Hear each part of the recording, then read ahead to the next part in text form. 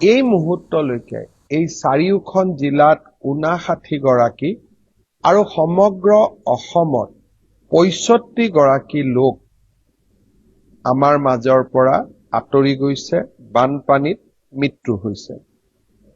এতিয়ালৈকে 7জন লোক মিচিং হৈ আছে, অৰ্থাৎ তেওঁলোকক আমি বিচাৰি পোৱা নাই। সেয়েহে আমি অনুমান কৰিব পাৰো যে মৃতকৰ সংখ্যা আৰু কিছু বঢ়াৰ সম্ভাৱনা নিশ্চয় আছে।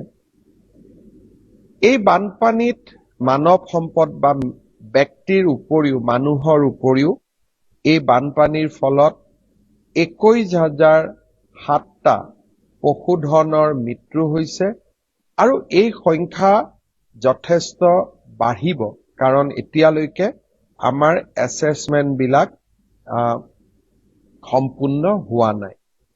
70,884 হেক্টৰ মাটি কৃষিভূমি ক্ষতিগ্ৰস্ত হৈছে। স্কুল, অংগনবাদী কেন্দ্ৰ বিভিন্ন ধৰণে এই বানত ক্ষতিগ্ৰস্ত হৈছে, আক্ৰান্ত হৈছে।